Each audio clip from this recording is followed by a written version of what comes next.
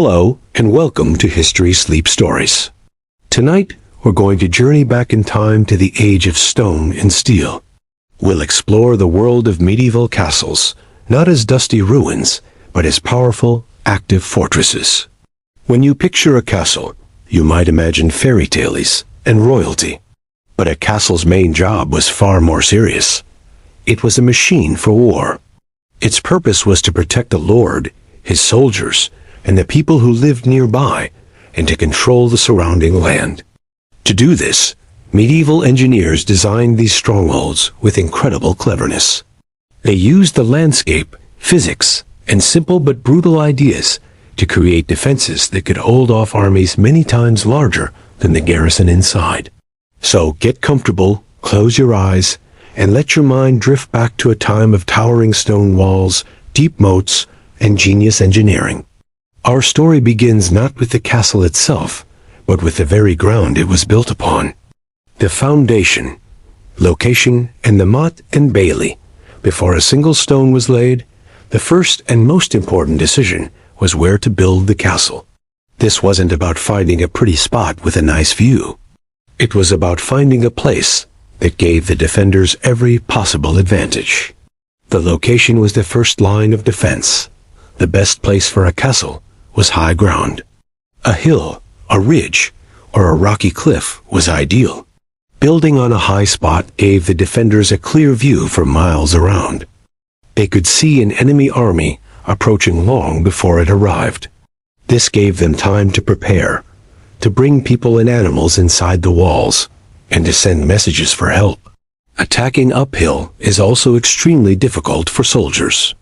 They get tired quickly, their heavy armor weighs them down, and they are moving slowly, making them easy targets for archers on the walls.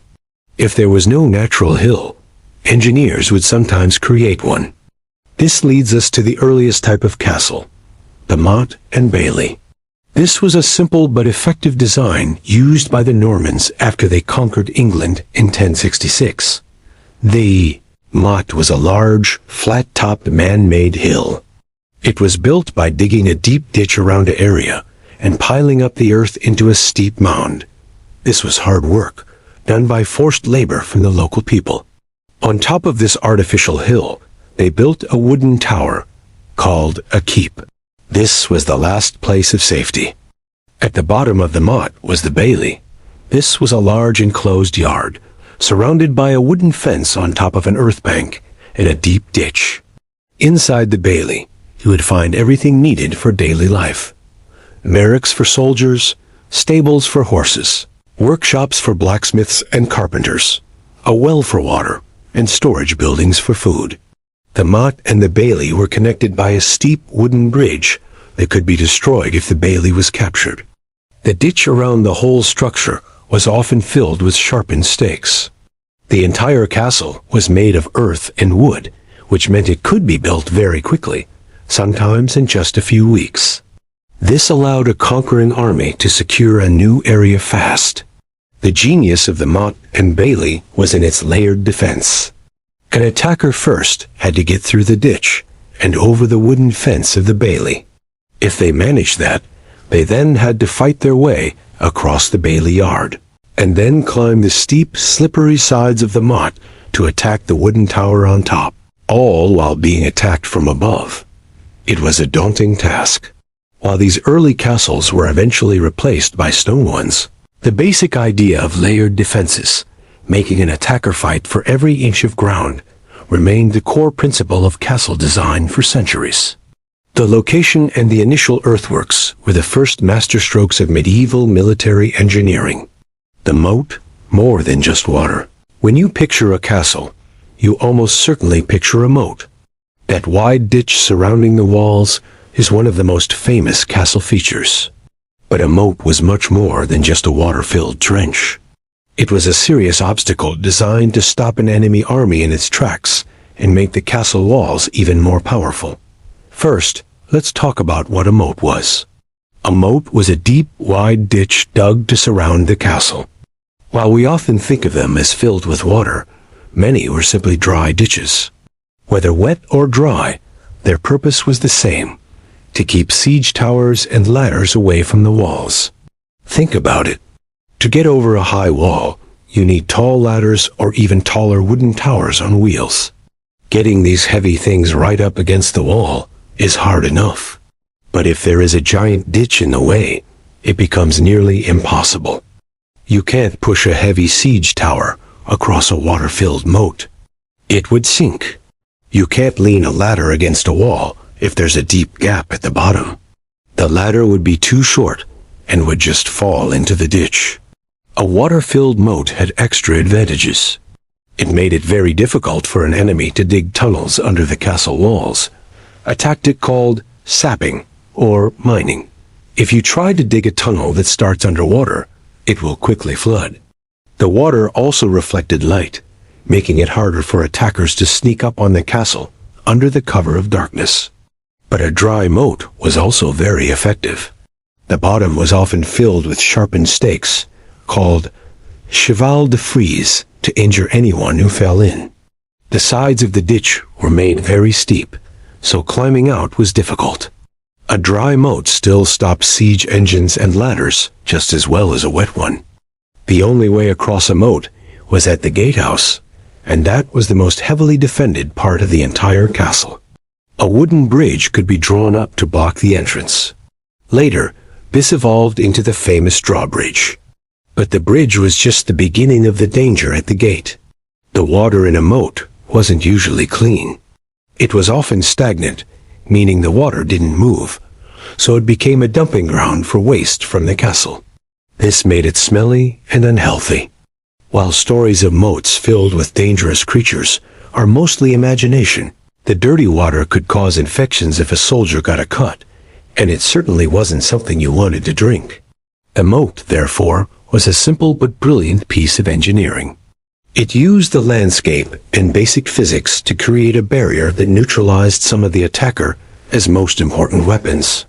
It forced the enemy to focus their attack on the most heavily fortified point, the gate. By creating this giant ditch, castle builders made the walls taller and stronger without adding a single stone to them. It was the first major obstacle any attacking army had to face, and for many, it was a problem they never solved. The mighty curtain wall. If the moat was the first major obstacle, the wall was the main event. The outer wall of a castle, called the curtain wall, was its primary shield. This wasn't just a simple stone fence. It was a massively thick, incredibly strong structure designed to withstand a brutal beating. These walls were built to be immensely thick. They could be anywhere from 7 to 20 feet thick. That's wider than most modern rooms. They weren't made of solid rock all the way through. Builders would construct 2 outer shells of finely cut stone, and then fill the gap between them with a rubble core, a mix of rough stones, rubble, and mortar. This made the walls strong and stable, but also used less of the expensive, finely cut stone.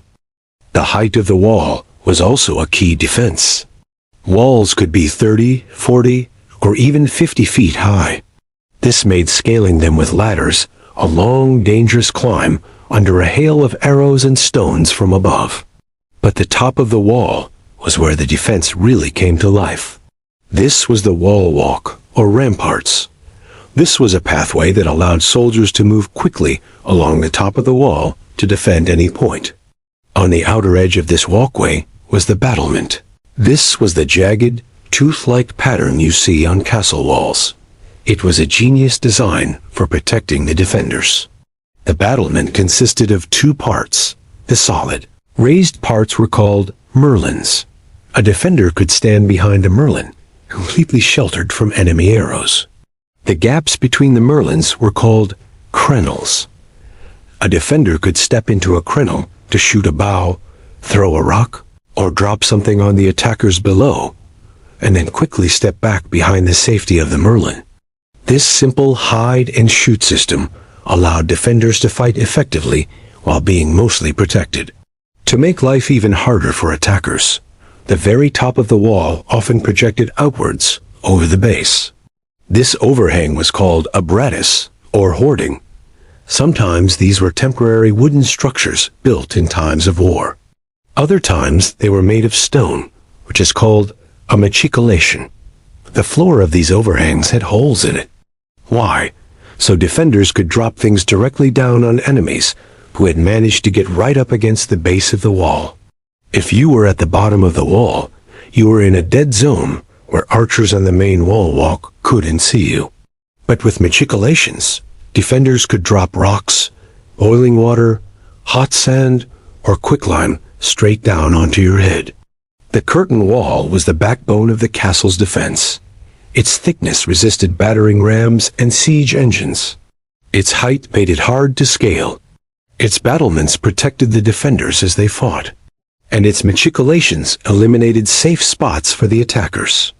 It was a formidable barrier that turned the castle into a giant stone fortress. The tower's strong points and flanking fire, the curtain wall was strong, but it was a long, straight line. If attackers could focus on one section, they might eventually break through. To prevent this, medieval engineers added towers along the wall. These towers transformed a simple wall into an active, multi-sided defense system. Towers were not just decorative. They were strong points built at regular intervals along the curtain wall, and especially at the corners. They projected outwards from the wall, meaning they stuck out. This was a critical design feature. Because the towers stuck out, the soldiers inside could see and shoot along the length of the wall. This is called flanking fire. Imagine a group of attackers at the base of the wall, trying to set a fire or use a battering ram. From the top of the wall directly above them, defenders might not be able to see them. But from the towers on either side, archers had a perfect, clear view. They could shoot arrows along the line of the wall, hitting the attackers from the side. This made no spot along the wall truly safe. The shape of the towers was also important. Early towers were square or rectangular, but builders soon realized that round towers were much better. A round tower had no weak corners. A stone fired from a catapult was more likely to glance off a curved surface than to smash directly into a flat one. It was also harder for miners to undermine a round tower, as the shape distributed weight more evenly. For these reasons, round towers became the standard for stone castles. Towers were also multi-leveled. They had several floors, each with its own purpose. The ground floor was often used for storage, or was even left solid to prevent tunneling. The upper floors were where the soldiers were stationed.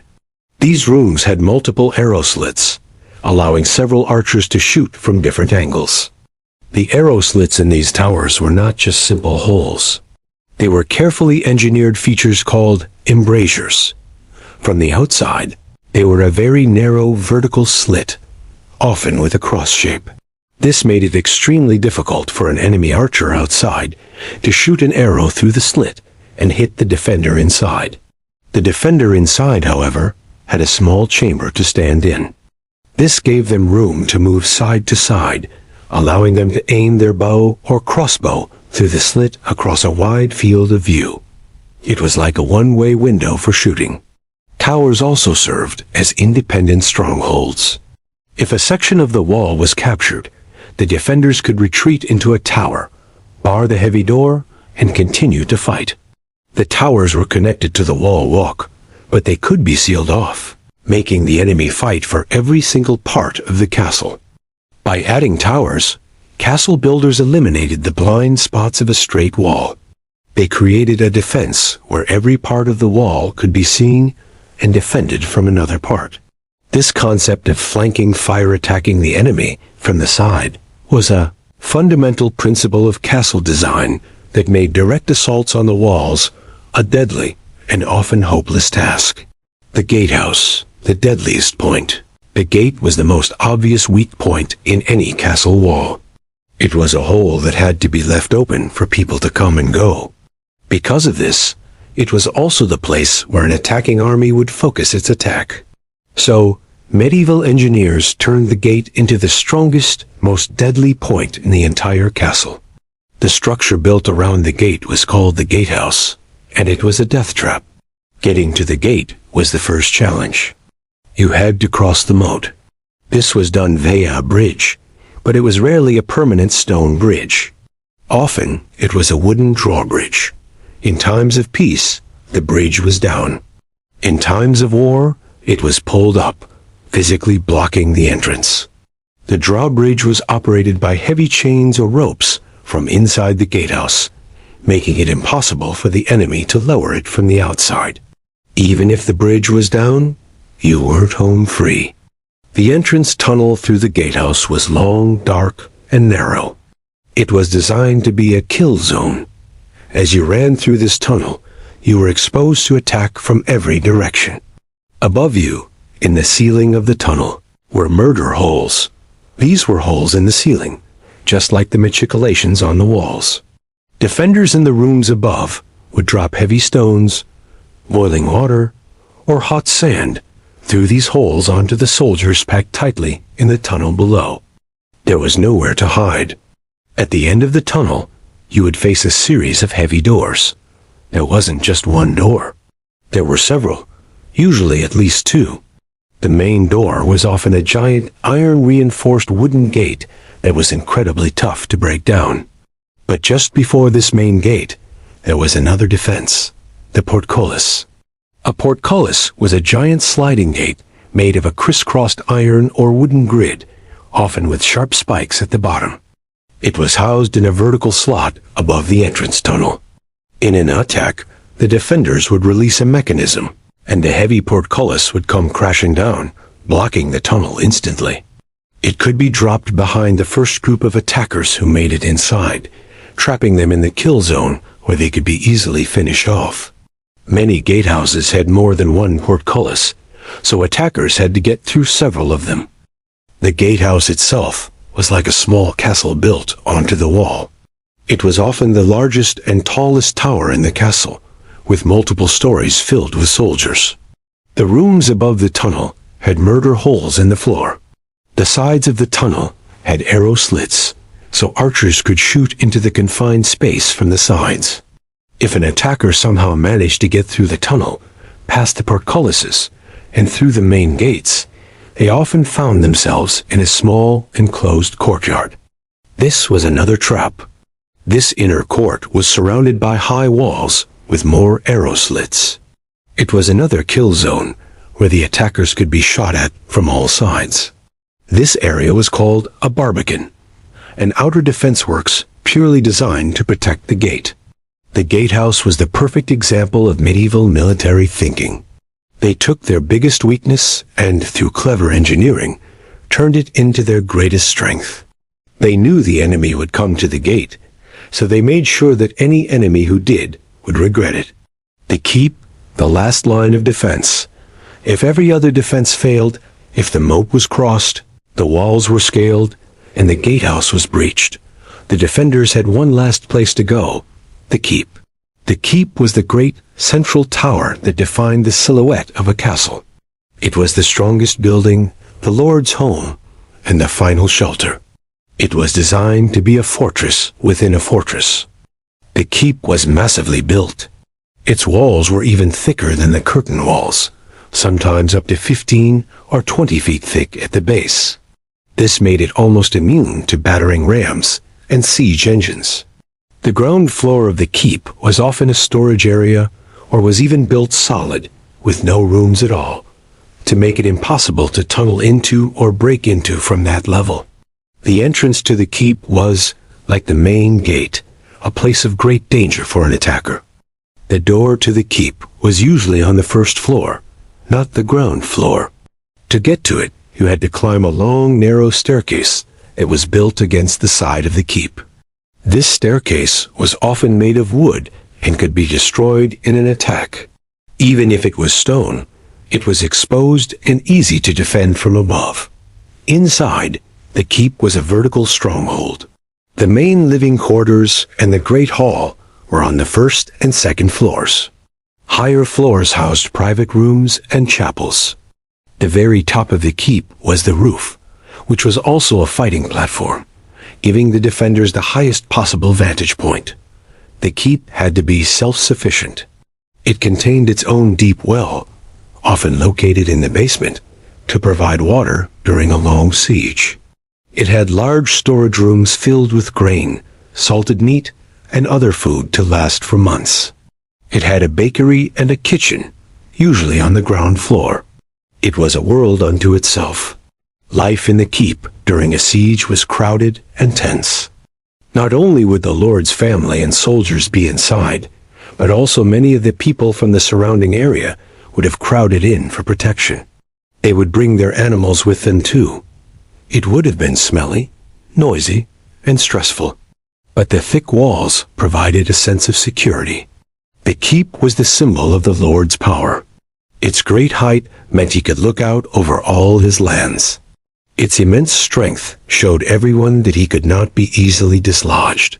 For the attacking army, the sight of the keep still standing, even after they had taken the outer walls, was a demoralizing one. It meant the siege was not over. They now had to begin the whole process again, crossing a ditch, battering down walls, and storming a gatehouse, but this time in a much smaller, more concentrated area, against defenders who were desperate and had nowhere left to run. The keep was the final, stubborn heart of the castle. It was the last card the defender had to play, and it was a very powerful one. Its sheer, intimidating presence was often enough to make an attacker think twice about launching a full-scale assault, knowing that even if they succeeded, the cost in lives and time would be enormous. Part 7. Archery, the long-range defense before an enemy could even reach the moat or walls. The castle's defenders would work to thin their ranks and break their spirit. The primary weapon for this long-range defense was the arrow. Archery was a crucial skill, and castle design included many features to help archers do their job as effectively as possible. The main weapon was the longbow. The English longbow, made from a single piece of yew wood, was a devastating weapon. A skilled longbowman could shoot an arrow over 200 yards, that's the length of 2 football fields. The arrows shot from a longbow could penetrate chainmail armor, and even the thinner parts of plate armor. An army of longbowmen could fire a cloud of arrows, called an arrow storm, that would darken the sky before raining down on the enemy. The other common bow was the crossbow. A crossbow was a mechanical bow mounted on a stock. It was spanned or drawn back by a crank or a lever, which was much slower than drawing a longbow. However, it took less training to use, and it fired a short, heavy bolt with immense force that could punch through armor at shorter ranges. To protect these valuable archers, castles were designed with special openings for them to shoot from. We've already talked about the arrow slits in the towers. These narrow openings were the safest place for an archer to be. He was almost completely protected while having a good field of fire. But arrow slits were restrictive. For a wider field of view, archers would stand on the wall, walk behind the battlements. They would use the crenels, the gaps between the merlins, to shoot from. They could step forward, take a shot, and then step back into cover. The top of the wall was also protected by wooden hoardings or stone machicolations, which allowed defenders to shoot almost straight down. The job of the archers was not just to kill enemy soldiers. Their targets were often more specific. They would aim for the horses of knights, since an unhorsed knight in heavy armor was slow and vulnerable. They would target the engineers operating siege weapons. They would try to pick off officers and leaders to cause confusion. They would also shoot at oxen or men pulling siege towers, trying to stop them before they even reached the castle. Archers also used different types of arrows for different jobs. A narrow, needle-pointed bodkin arrow was designed to pierce armor. A broad-headed broadhead arrow was for killing horses and unarmored men. There were even fire arrows, with cloth wrapped around the tip and soaked in pitch, a tar-like substance, which were shot to set wooden siege engines or buildings inside the bailey on fire. The constant threat of arrows had a huge psychological effect on an attacking army. Marching towards a castle, knowing that at any moment a hail of deadly arrows could fall from the sky, was terrifying. It could break the formation of an army and make soldiers hesitate. The long-range defensive archery was the castle's way of reaching out and striking the enemy, weakening them and damaging their morale long before they could lay a hand on the stone walls. Siege engines, the castle's own artillery, while archers targeted individual soldiers. Castles also had larger weapons to attack the enemy's equipment and formations. These were the siege engines, the heavy artillery of the medieval world. Both attackers and defenders used them, but for the defenders, perched high on secure walls, they had a major advantage. The most famous medieval siege engine is the trebuchet. This was a giant machine that used the principle of a counterweight to hurl massive stones over long distances. A huge weight was attached to the short end of a pivoting beam. The long end had a sling holding a heavy projectile. When the weight was dropped, the long end whipped upwards, launching the projectile in a high arc. A large trebuchet could throw a 300-pound stone over 300 yards. For defenders, trebuchets were used to smash the enemy's own siege engines, like their trebuchets and battering rams. They could also be aimed at groups of soldiers, causing massive damage and terror. The sight and sound of a giant stone crashing into their lines was devastating for enemy morale. Another common engine was the mangonel, which was like a giant catapult. It used twisted ropes or sinew to store energy, which, when released, would fling a projectile forward on a lower trajectory than a trebuchet. It was less powerful, but faster to reload. Smaller engines were also mounted on the castle walls. The ballista was a giant crossbow-like weapon that shot large bolts or stones in a straight line. It was very accurate, and was used to target specific points on siege towers or to pick off important targets. Another weapon was the springald, which was a smaller version of the ballista, often used inside towers to shoot through arrow slits. The defenders had a major logistical advantage. They were shooting from a stable, solid platform, the castle wall or tower. The attackers had to build their engines from scratch in the field, under constant arrow fire. The defenders also had a ready supply of ammunition. They could use stones from a local quarry, or they could even recycle the stones the attackers fired at them. Besides stones, siege engines could launch other projectiles. They could throw dead animals or manure over the walls into the enemy camp, hoping to spread disease. In later periods, they launched early forms of explosive bombs or Greek fire, a terrifying incendiary weapon that was very hard to put out. The presence of these engines meant that an attacking army could not simply sit outside a castle in safety. They had to be constantly on the move, building protective shelters for their men and their own engines. A castle was not a passive target. It was an active threat that could strike back with tremendous force. The siege engines extended the castle's reach, allowing it to destroy the enemy's tools of war before they could be used effectively. Countermining, the underground war, one of the most feared tactics in a medieval siege was mining. This had nothing to do with looking for gold. It was the process of digging a tunnel underneath the castle walls to make them collapse. Attackers would dig a tunnel from their camp towards a key point of the castle, like a corner tower or a section of the wall. They would shore up the tunnel with wooden beams as they went. Once they were directly under the foundation, they would fill the end of the tunnel with brushwood, set it on fire, and then get out quickly. The fire would burn away the wooden supports, causing the tunnel to collapse and, with luck, bringing a section of the wall above crashing down. This was a very effective and dangerous tactic. To defend against it, castle builders used several methods.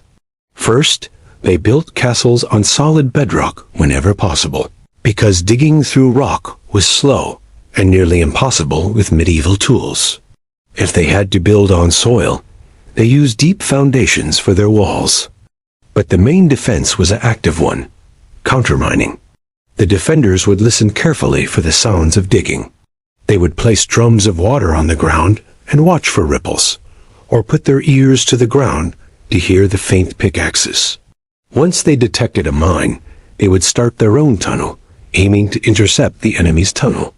When the two tunnels met, a brutal, close-quarters underground battle would begin. This was some of the most terrifying fighting in a siege. It was dark, cramped, and chaotic. Soldiers fought in narrow tunnels with swords, axes, and daggers.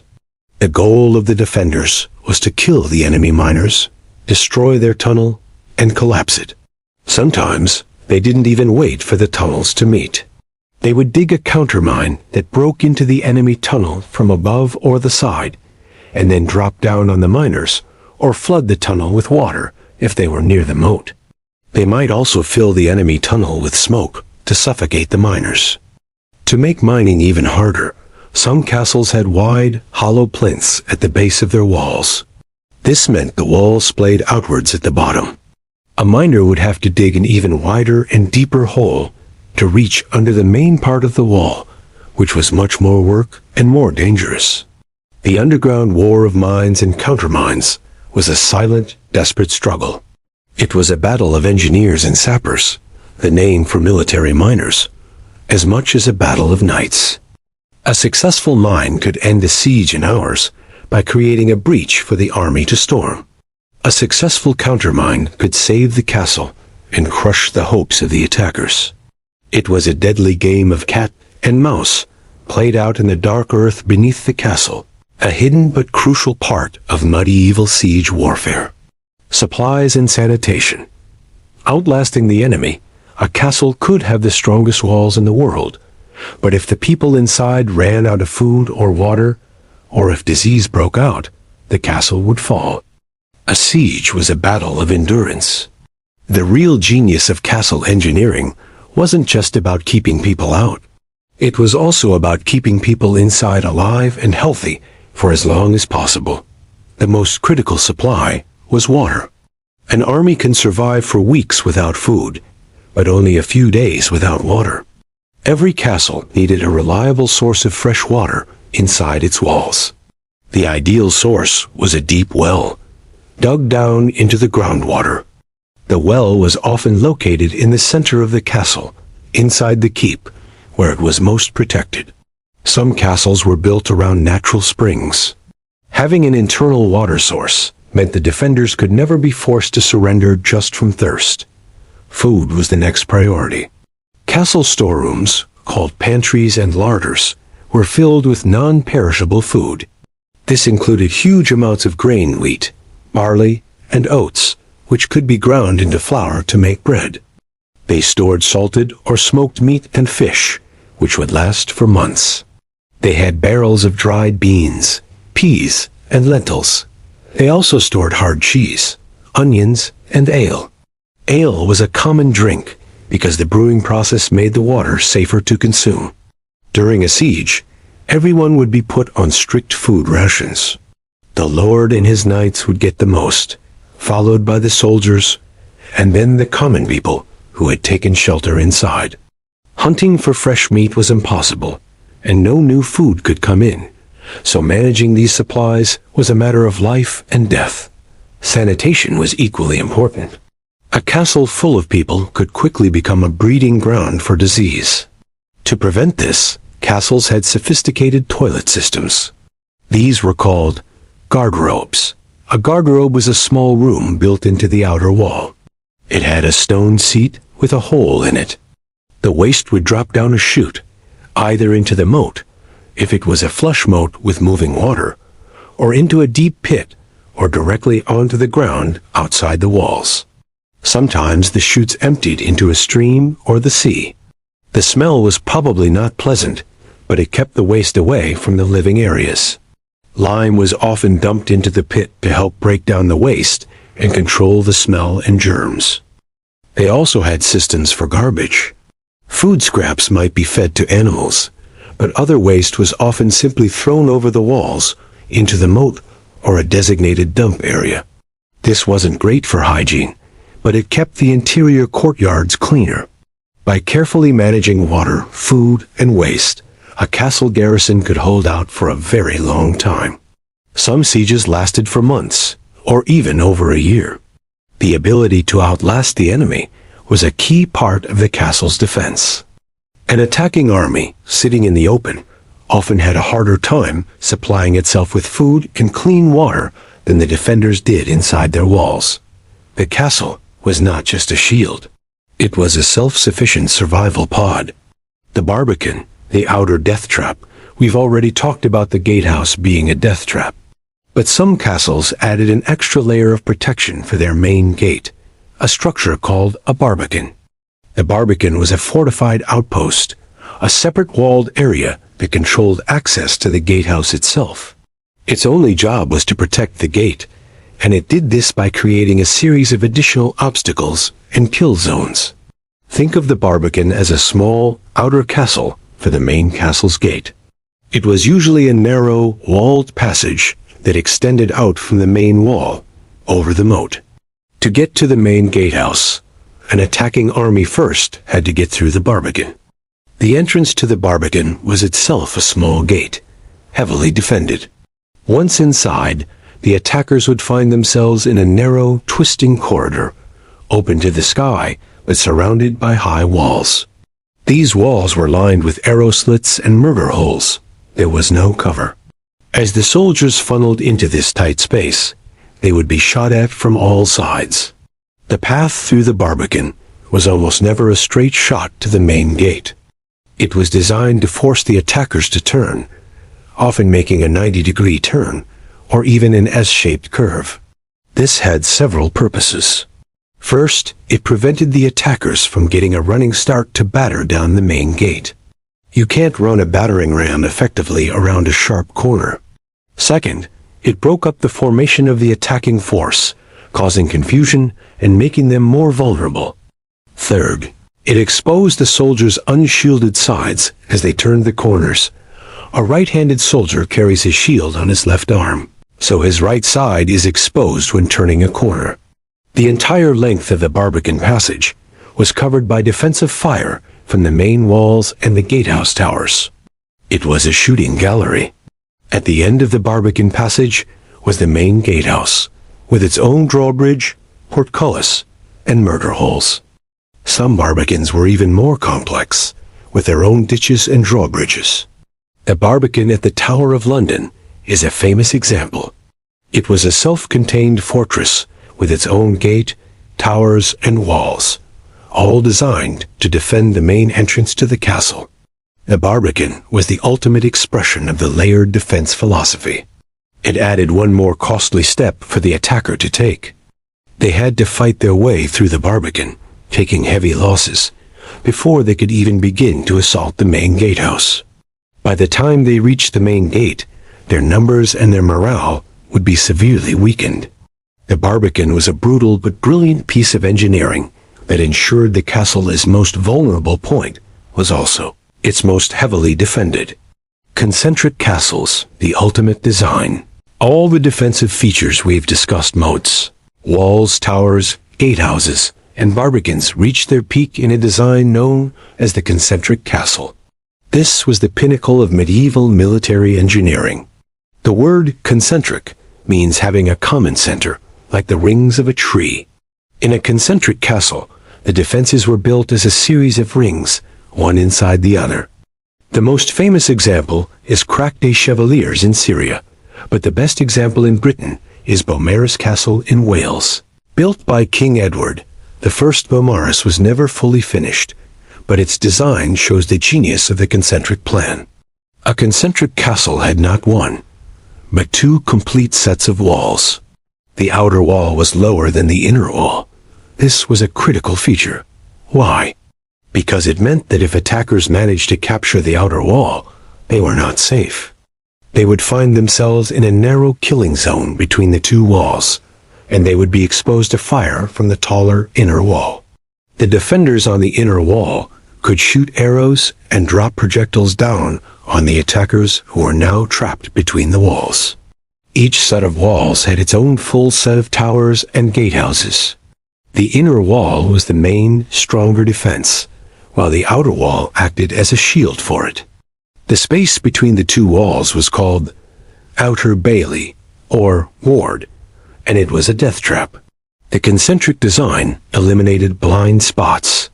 The towers on the inner wall could cover any point on the outer wall. The outer wall could protect the base of the inner wall from direct attack. Every part of the castle could be defended from another part. These castles were often symmetrical, shaped like a square or a polygon, which made them very strong and eliminated weak corners. They were usually surrounded by a water-filled moat, making a direct assault on the walls nearly impossible. Attacking a concentric castle was a nightmare. An army would have to cross the moat, breach or scale the strong outer wall, all while under fire from the inner wall, fight their way into the outer bailey, where they would be trapped and attacked from the higher inner wall. Then they would have to start the whole process over again to attack the even stronger inner wall, while being exhausted and having suffered heavy losses. Concentric castles were incredibly expensive and took decades to build. They represented the ultimate expression of royal power and military technology in the High Middle Ages. They were so strong that they were almost never taken by a direct assault. An enemy army would usually have to resort to a long, grinding siege, hoping to starve the defenders out because storming the walls was simply too costly. The concentric castle was the final perfected form of the stone castle, a masterpiece of defensive engineering. The human element, the garrison. All the brilliant engineering in the world would be useless without the people to operate it. The garrison was the group of soldiers who lived in and defended the castle. They were the heart and brain of the defensive machine. Their training, discipline, and morale were what made the stone walls come to life. The size of a garrison varied greatly. In peacetime, a castle might be looked after by a skeleton crew, just a constable, the castle's keeper, a few guards, some servants, and a gatekeeper. But in times of war, the garrison would swell. It could include dozens, or even hundreds, of soldiers. The garrison was made up of different types of fighters. There were knights, who were the heavily armored, professional warriors. They were the officers and the shock troops, leading sorties and defending breaches.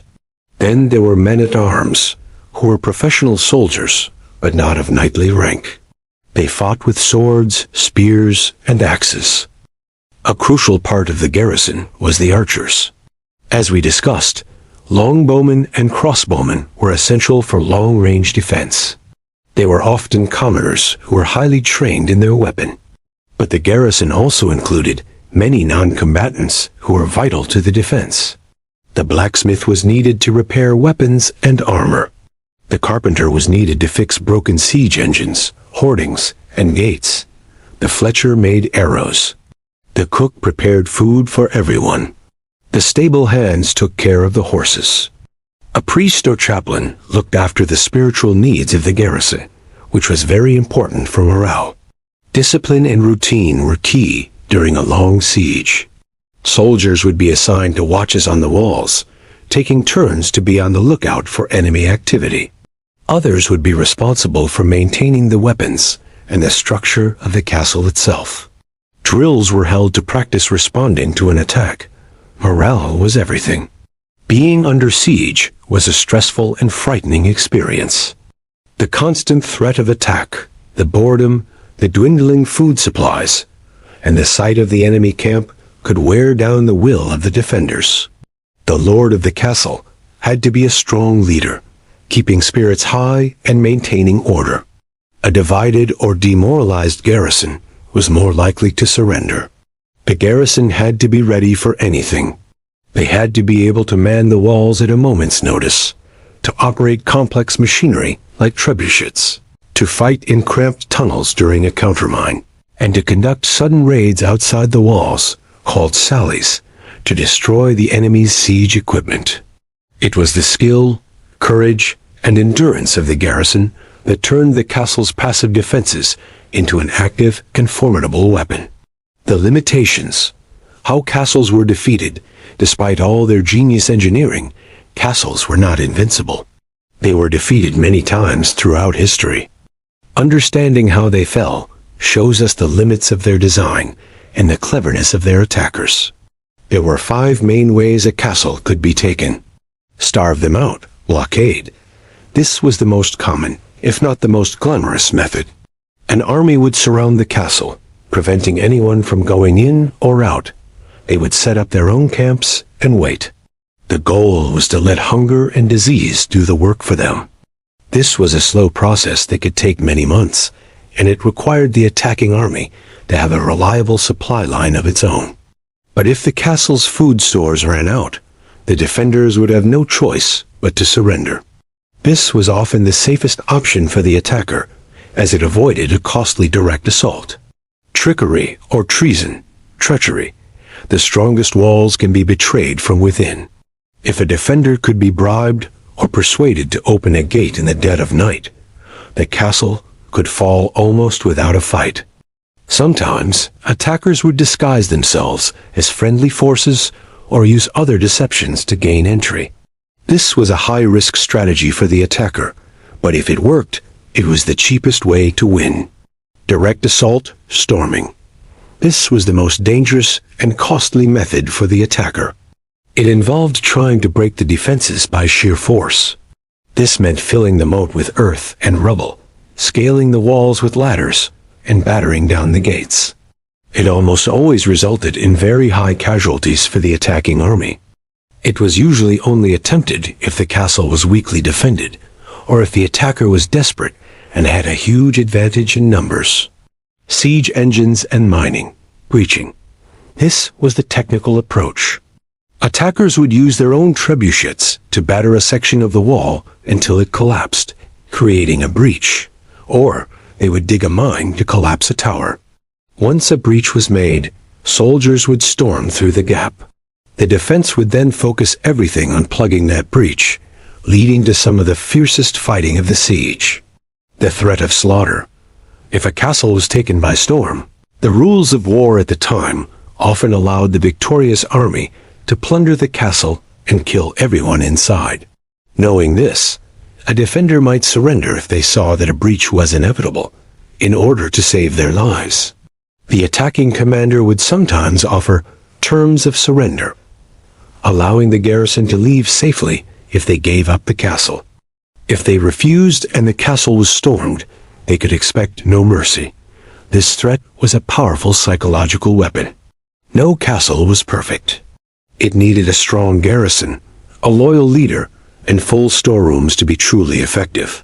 When any of these elements failed, even the strongest concentric castle could fall.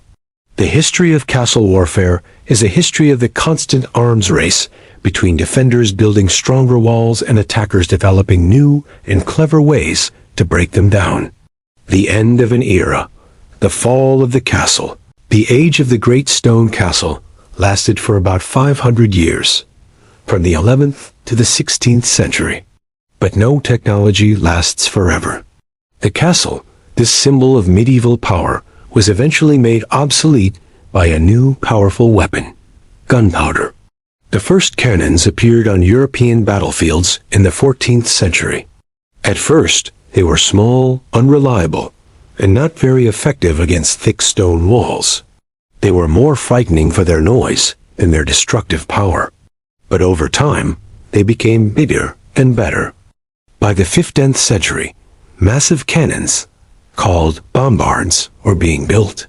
These huge guns could fire giant stone or iron balls with enough force to smash through traditional castle walls. The high, relatively thin walls of a medieval castle, designed to withstand trebuchet stones and scaling ladders, could not handle the concentrated impact and explosive power of a cannonball. In 1453, the great city of Constantinople, which had massive walls that had repelled invaders for 1,000 years, fell to the Ottoman Turks, who used enormous cannons to batter its defenses into rubble. This event showed the whole of Europe that old-style fortifications were no longer secure. Castle design tried to adapt. Builders began to make walls lower, thicker, and sloped, so that cannonballs would be more likely to ricochet off. They started to build earthworks, thick banks of earth in front of walls, because earth could absorb cannon fire much better than stone. These new low, squat fortifications, surrounded by star-shaped earthworks, were the beginnings of the Star Fort, or Trace Italian, which would dominate warfare for the next few centuries. But for the traditional high-walled castle, the game was over. It was too expensive to rebuild all the old castles to withstand cannon fire. They slowly lost their military value. They became uncomfortable, drafty homes for nobles who wanted to show off their family history, or they were abandoned and fell into ruin. The social order that castles represented was also changing. Kings were creating stronger central governments and national armies. A local lord in his castle could no longer defy the king as easily when the king had an army with cannons. The castle's era came to an end, but its legacy is all around us. Their ruins still dot the landscapes of Europe and the Middle East, reminding us of a time when security was found behind high walls and clever design. The principles of defense they pioneered layered obstacles, flanking fire, and strong points influenced military engineering for centuries to come. The medieval castle was a masterpiece of its time, a formidable machine of war, born from the genius of its engineers and the needs of a violent age. We hope you enjoyed this journey into the world of medieval castle defense. The ingenuity of these ancient engineers reminds us that the drive to protect and innovate is a powerful part of human history. The stones may be silent now, but they tell a story of brilliance, conflict, and survival. Consider subscribing to History Sleep Stories for more stories from the past. Till then, thank you for listening. Good night.